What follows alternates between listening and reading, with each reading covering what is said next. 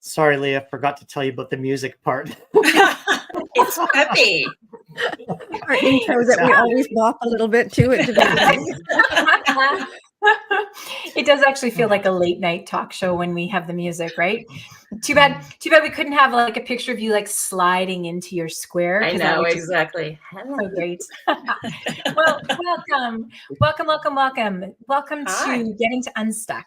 And today is Teamwork Tuesday. And every Tuesday we have fantastic conversations. And today we know that we're about to have a really fantastic conversation with a really special guest, Leah McLaren. Welcome to the show, Leah. We're so glad you're here. Hello, Carol, Kristen, and Colin. Do you guys, is that like a thing? Did you find each other because of C names?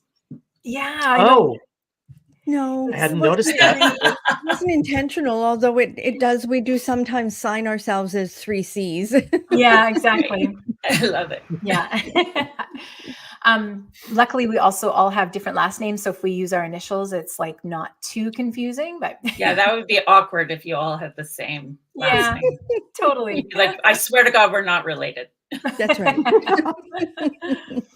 Okay, well, welcome to the show. If you are just joining us now, thanks for tuning in wherever this show finds you, whether you're joining us live, whether you are driving in your car, you're doing your dishes, you're working out. It's just really a pleasure to have you join us.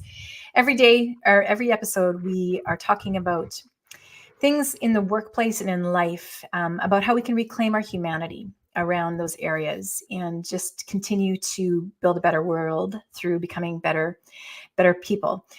Today, we're going to be talking about, are you less competent than you think? And before we get into that, I want to do a quick reminder that this Thursday is our next free workshop at 8 a.m. Pacific, 11 Eastern, and 12 Atlantic Standard Time. And then you can work out the details from there onward if you're coming from across the ocean.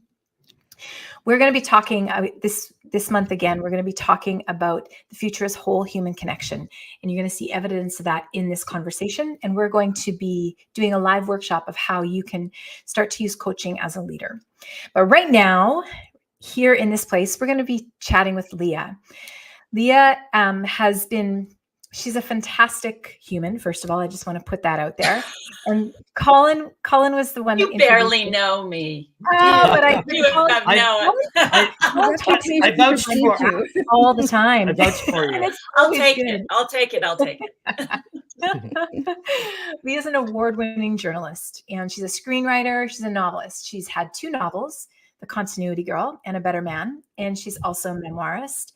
And her memoir that was recently released is called Where You and I Begin. And she's also a hypnotherapist and a coach.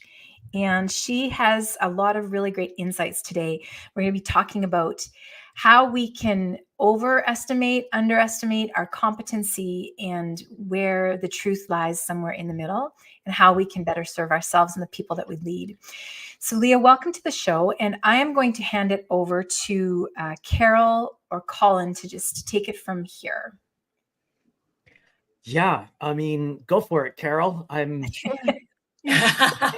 Well, Leah, one of the things that fascinated us when we were talking about having a conversation with you is how much leaders particularly tend to overestimate their ability. And we've been talking all this month about what gets said to leaders behind their backs and how they might be able to address it in person. And what are the consequences of that in how you are seen by the people that work around you? So this is a big issue. If you have overconfidence or you're certain that you know your own way, and the reality is that maybe you don't, and you've run into this. So tell us how you've seen it. Oh, how I've seen it. Well, I mean, I'm in my shed, my writing shed where I work alone because I've been a freelancer for a long time. But I worked at a newspaper for 10 years on staff and then remotely kind of in a bureau. But, the culture of a newspaper is very particular, but it's very autocratic and top down. It has to be. Because you're always in production and you have to have someone, the buck has to stop somewhere. Right. It's unlike other offices, I think, in that sense, and that somebody has to make, or like other offices, but it's just more intense in that sense, because somebody has to make the final decision every day. And the stakes are quite high in the sense that the news is going out, and it has effect and reverberation in the world. So I guess that's the only office environment I've seen myself. But in the world generally, I have worked sort of adjacently in TV production and in lots of aspects of media and the publishing world, obviously. Yes. I would say myself, I don't want to like backtalk any of my former bosses, but some were terrible, some were amazing. I would say that as a writer, one thing I have learned is that when I feel most frightened and insecure and worried about the work that I'm doing, I have noticed over time that's often when I make a kind of leap forward in my process and my craft, because that feeling of feeling less than competent often means that you are on a learning curve and learning something. But I would imagine for leaders, like people in organizations, that's a tricky thing, right? Because you are leading and you're not meant to sort of show that kind of dissonance or insecurity, because you have to have confidence, and you don't want that to sort of filter down into the ranks. I would imagine. Oh, that's such an interesting. Yeah. So a lot of leadership is about, and a lot of leadership training that I've read about or even experienced, because we did do some leadership stuff, is about sort of projecting this air of confidence. That air of confidence can sometimes turn into overconfidence or false confidence. Yes. And especially in organizations where if you don't have an open culture of feedback, I suppose, if people are afraid to say what they think, and the leader can start living in a bit of a kind of false Trumpian world where it's sort of like, all those stories about Trump and how when he was in office, he would just sit and watch Fox News, and that was his feedback. And it was essentially a kind of fanfare. And that's not a healthy, I don't think Trump's White House was a healthy office environment. I'm just that's just my analysis. No, there are other sources. Perhaps it was a wonderful office, but I don't know. There's something really interesting in here, though, that there's something really interesting in what you said, though, Leah, about the workplace today, right? And this tension between feeling like you don't know enough or feeling maybe incompetent, and that's a driver to succeed and to kind of do better and learn and dive into things. But at the same time, I don't know about Carol and Crystal, I'm seeing a lot of leaders that are dealing with people with a generation or a workplace that needs to feel safe all of the time. So how do you balance this, pushing a team or pushing people to kind of grow and evolve, but at the same time, there seems to be a lot of this sort of need for safety and a lot of tripwires. And I've been speaking to people recently with an organization that we're working with, and there's this pent up holding in of, I can't say, I can't speak, I can't do. It's interesting. I just wanted to kind of note that, and how do we navigate in that world today where you got to be safe, but that doesn't mean it feels like you can't grow if you don't. Anyway, sorry, I probably people need to be. I think people need to feel challenged sometimes, don't they? And there is, in the culture in recent years, definitely millennials. I consider myself sort of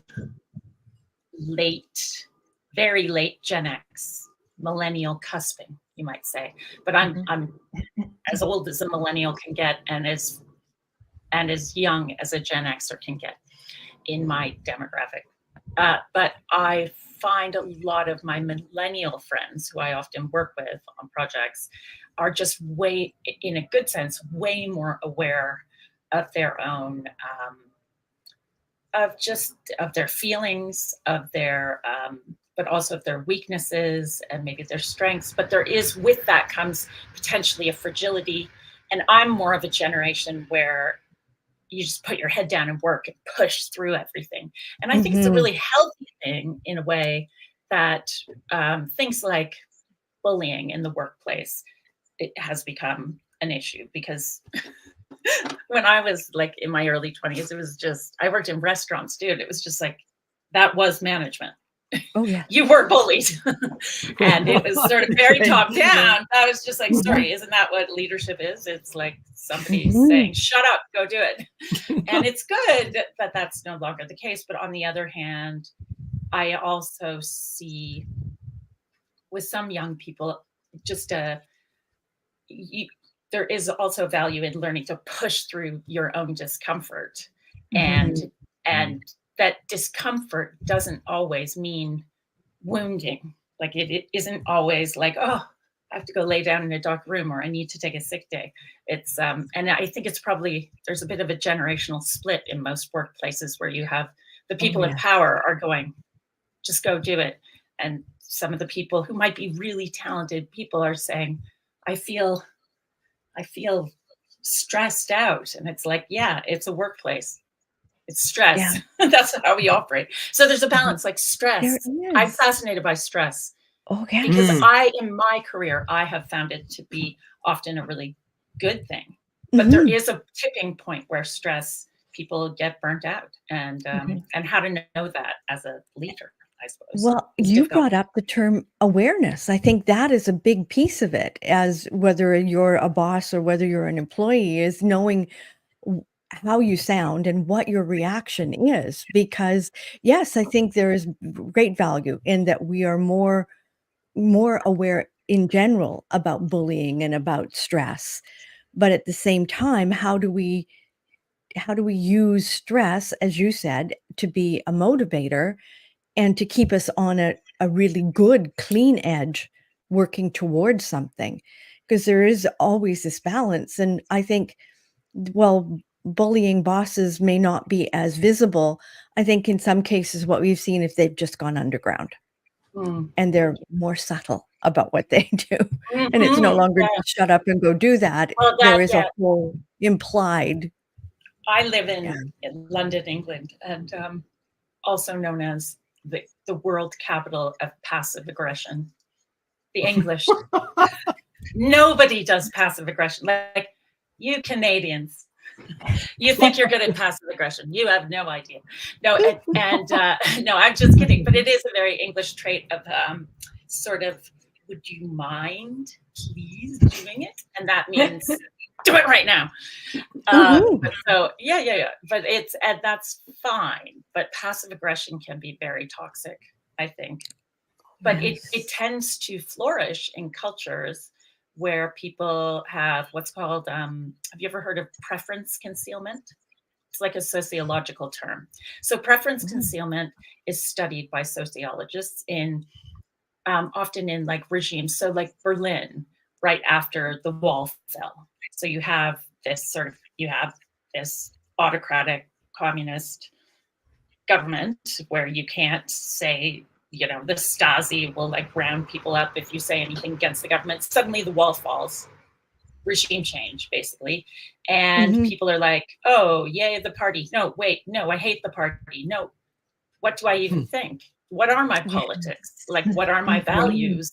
Because I live in East Germany, right, in whenever it was, like 1982 or 88. So people when there are rapid cultural changes, as I think there have been in recent years in the culture at large, which obviously filters into the workplace in terms of what is considered politically correct, what is taboo, what is offensive, what is permissible. People sort of you have what you think, but then you think, oh, well, I can't say it that way. That's offensive. And then you kind of have to conceal what you mean.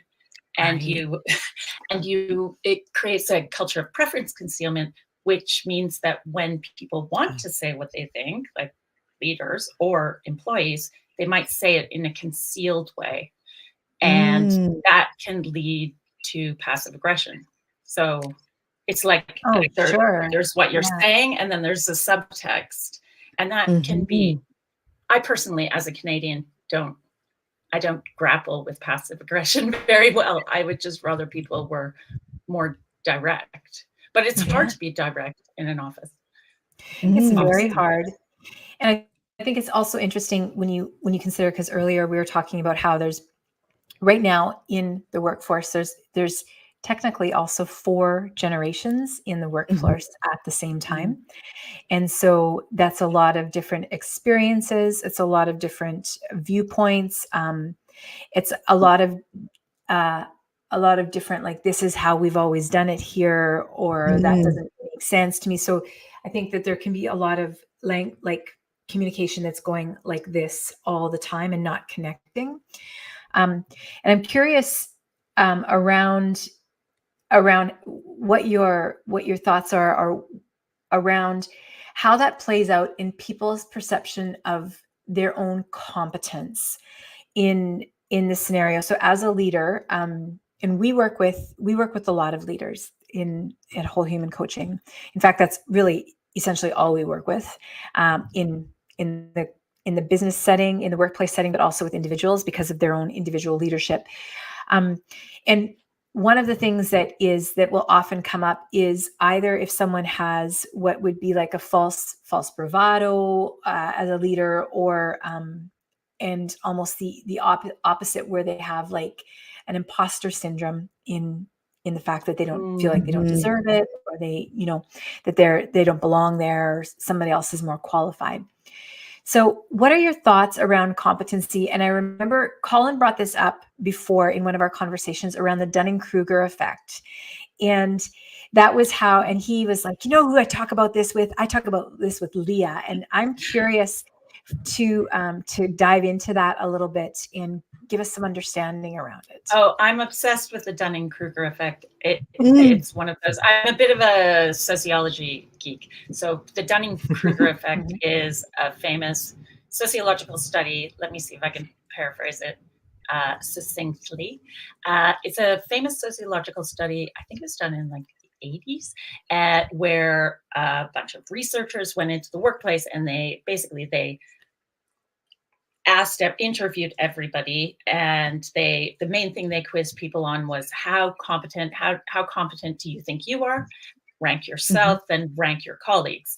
And they did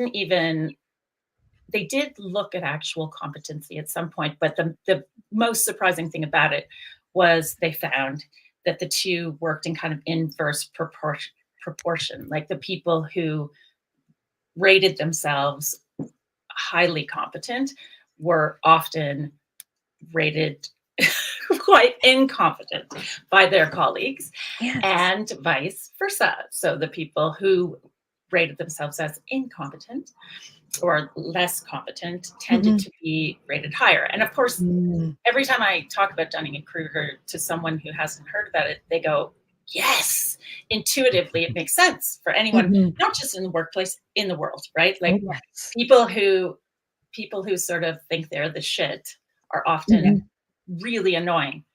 And people who are self-critical are often really charming and lovely, and you want to be around them.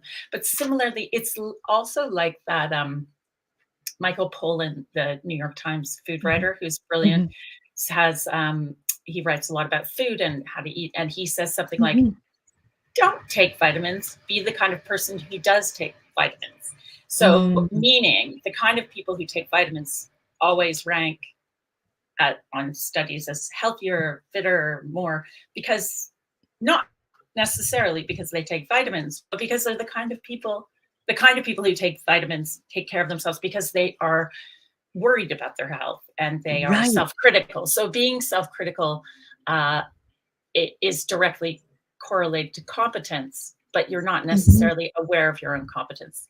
I think in the workplace for leaders, like it would be, you know, that term, you guys must know that term, failing upwards. There is that kind of, I think for leaders, the struggle would be people often want to reward, or they tend to reward people who remind them of themselves, but not everybody in the workplace is a leader.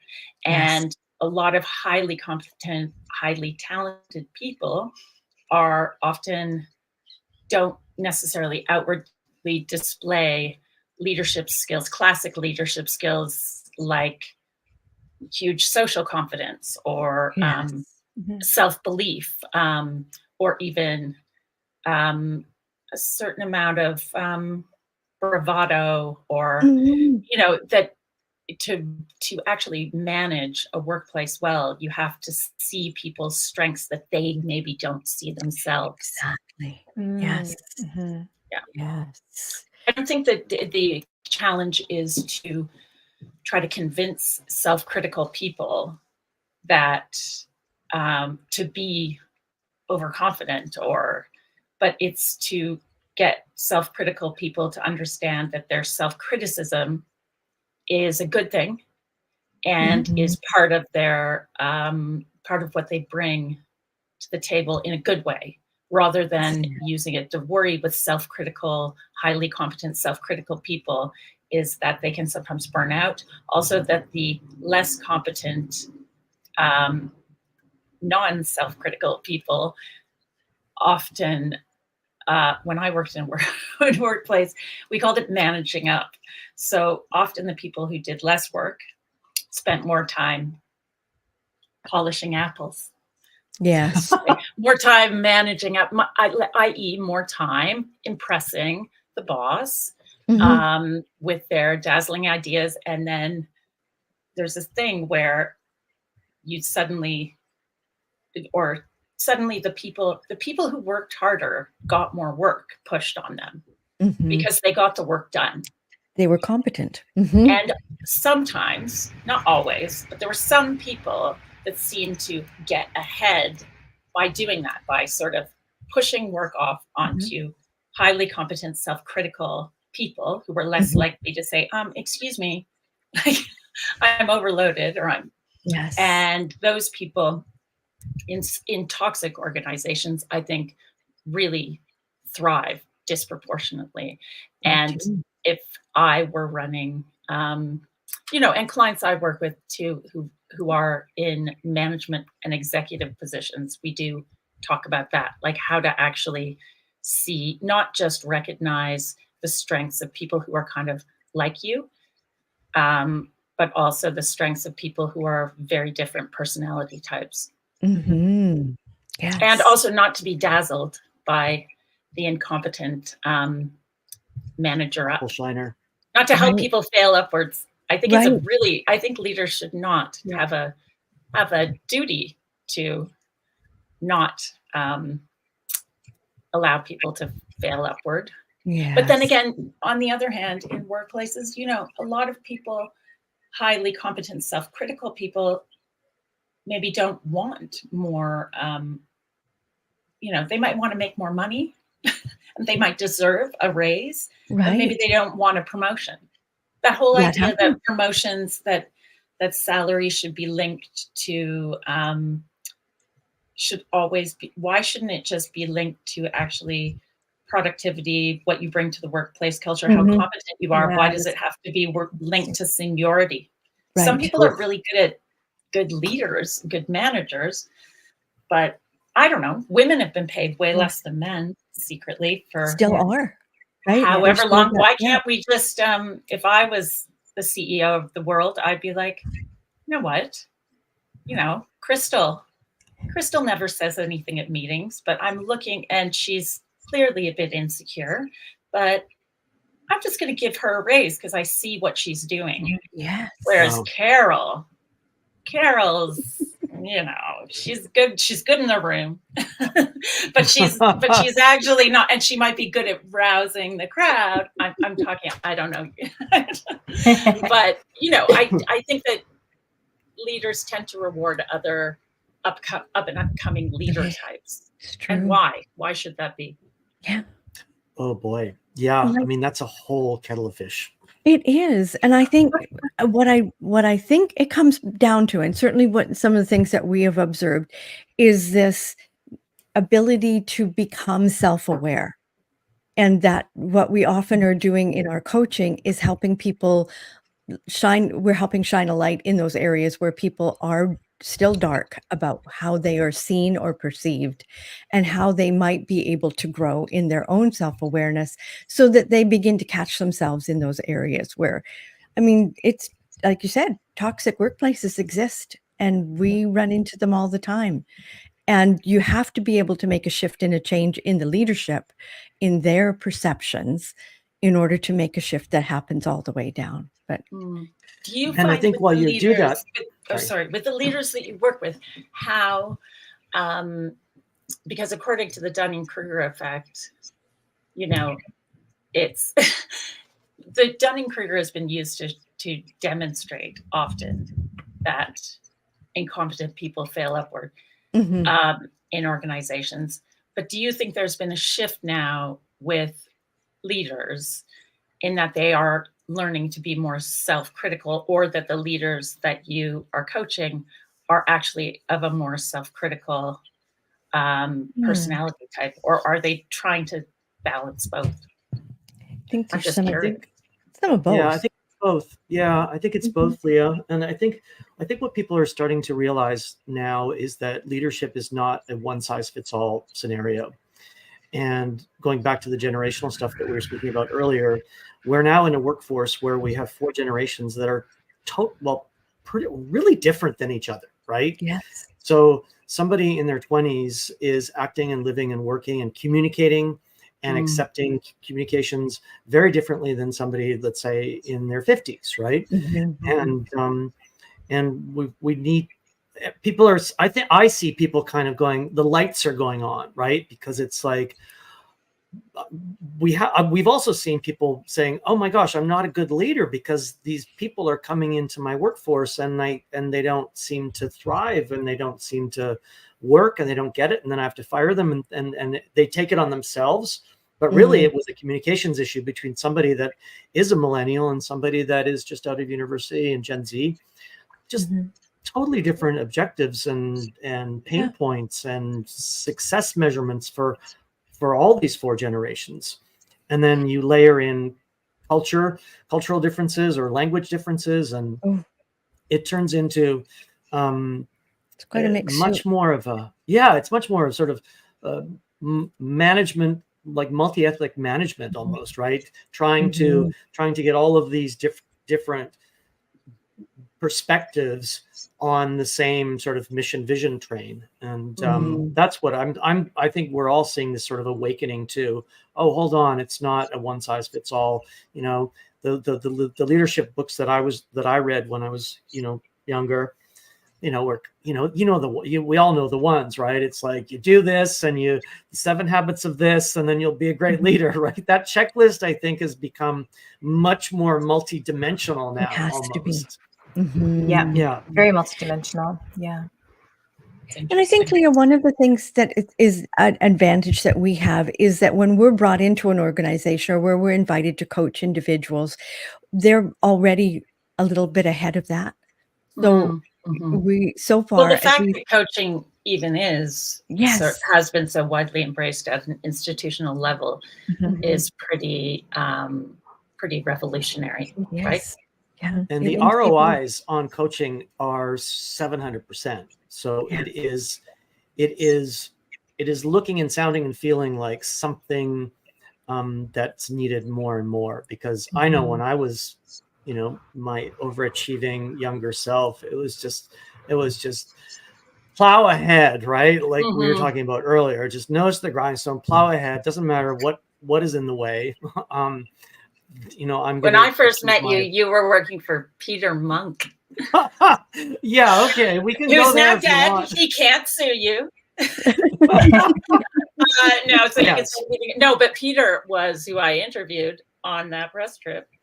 Was the most iconoclastic. Like, he said a bunch of stuff to me as a reporter, as a journalist on that press trip that caused like a riot in the Montenegrin parliament, and they stripped him of his citizenship. Do you remember? And Colin's dying. And No, no, anyway, I it was a didn't great piece remember when that, it came. The piece was great, but when it went, and it was great for the project, and you were like, yay. But then when it went online, he said all this incredibly iconoclastic stuff to me. Like, that was, and then it filtered back to the crew, and there was like basically a riot. There was like a full riot. And it was months after the piece came out. So anyway, he was that style. Oh my. Mm-hmm. Yeah, I definitely was not, I was just like that too. I mean, especially in my days of financial services and Swiss banking, which I've blocked out of my memory now. But I had a whole first chapter in my life of working at UBS, right? And oh my God, right? Like talk about just steamrolling anything that got in your way. It was the way that we did things. Yeah, right? yeah. And I'm so grateful that there's been some shifts and changes. No, exactly. And we've run, I mean, culture at large suffered greatly. I mean, you could argue that 2008 the crash was a direct result of that culture just coming to a head and nearly, it's like no oversight and just, tough guy, that sort of mentality actually nearly sinking the entire global economy. So, guys, like, lesson learned. So, yes, exactly. No, exactly. So it's, that we're definitely living in a whole new world. I think, though, when I think about young employees in the workplace, like in London, England, where I live, the difference between being a salaried employee of, say, I don't know, a big PR firm in your 30s now versus 20 years ago, just in monetary terms of what that salary can afford you, because cost of living has gone through the roof and salaries have not here. I don't know about Canada. I think it's a bit better. Salaries have not gone up, proportionally. And so you have a whole bunch of people in your workplace who are like close to paying off their mortgages on houses that they bought 20 years ago. And then you have people who are like, I went to university too. I'm just as smart as you. I work just as hard. And I don't have a hope in hell of ever buying a house. I would be fascinated at how leaders deal with that. It's a huge disparity. It's not like I'm going to pay you guys all 10 times so that you can have the same. But I bet there's a real cultural gap between, those generations in terms of just how nice their life is. Yeah. They can afford. There's a real anger and that's some of the things that we're seeing as well, is that there is this background of real disparity and upset and sadness. It's just, it is difficult. On and on about millennials and, they're so sensitive and they're snowflakes and I don't know. But I think those people should like try being a millennial for 5 minutes actually looking down the barrel of an economy and a life that's where professional jobs that you get, that would get you a nice big house on a leafy street and like a membership to the country club and 2 holidays, a Caribbean holiday and a summer cottage, now gets you like if you're lucky, like a rent controlled 2-bedroom apartment, and maybe don't have kids because you can't afford it. And maybe be a vegan because meat is expensive. I mean, I bet managing those disparities in the workplace, it must be exceedingly difficult right now. Also, when from a workplace perspective, when we were entering the workforce, and even in the first sort of 20-25 years of that, if you went to school and you got your what degree and you started a career, there was sort of a path, right? There was. That whether it was delusional or not, that's another conversation we can have. But there seemed to be a hopeful path that if I did A, B, C, and D in kind of a consequence, and I tried my best, then there was a roadmap. It right? was. It was a Oh recipe. yeah. Yeah. And Yeah, I mean, now- I started now- in journalism. Can you imagine? It was like, great, you've got a job at the Globe and Mail, like you're set, you're it was a union shop, it was great. And I left to go freelance, and then I watched, I was fine. I wrote a column and I published books and I've done all this stuff, but watching my actual industry, particularly in Canada, just completely I mean, the journalism in Canada is just completely gutted. It's actually worried. And you see all the major papers, they're just bleeding. They've been bleeding for years, and that really affects. But that also affects the office culture and the leadership. The leadership within Canada's media organizations. Any journalist would tell you has just become. I mean, leaders are just completely under the gun, and I'm doing a screenwriting project adapting a novel to film for a guy called Richard Stursberg, who's an old. I used to work for the CBC a bit when he was in charge of the CBC, and I mean, that job, even when he was doing it, was one of the most impossible jobs in Canada, and now it's even more impossible. But when you're dealing with a leading organization with all those generations, it's even harder. But I'm not sure the CBC has any money to shell out for coaching. Too bad. No. Because are you coaching executive at any major media organizations? Seriously, are you? Not yet. Not yet. There's always potential. They don't have the budget. I'll tell you that's why. Yeah, but exactly. but I think, but maybe if they earmarked some funds. Well, and Leah, there's so much we could begin to talk about the state of journalism in the world and in Canada, and but it affects that office culture is the office culture that I knew, and and that I still have colleagues working in, and it is a really tough one when you have that feeling of the, you're like on an island and the tides are rising. That whole industry is going through such a fundamental shift, right? So that's, I mean, maybe we could have another conversation another day, almost about sort of massive shifts in industries, because the media industry is one, but there's others where they are disappearing, right? Yeah, creative and, destruction, it's called, right? Creative destruction. You know that term?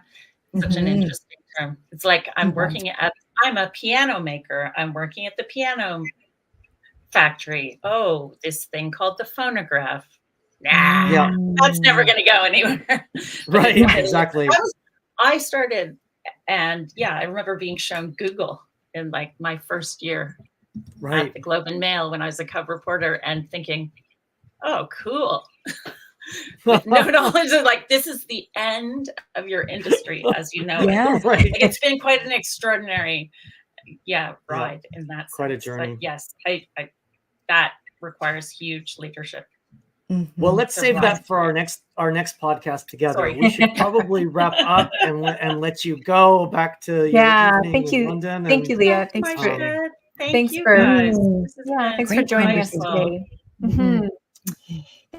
Thank you. And if you are still here, thank you for being a part of our day and allowing us to be a part of yours. Don't forget, if you're interested in joining our free workshop on Thursday, March 28th, sign up now, so that even if you're signed up and you can't join us, to make sure you'll be able to get the replay on that. And you can learn how you yourself can start to use coaching in your leadership. Don't forget also one more thing. If you liked a show or any of the shows that you heard, please leave us a review. They are truly helpful, and share it with whoever you think is going to benefit from it. Until the next time. Thank you so much, Leah. Yeah, thank you. It was a delight. Thank you for joining us. See you again. Okay. All right. Thank you. Until the next time, we'll see you soon. Bye.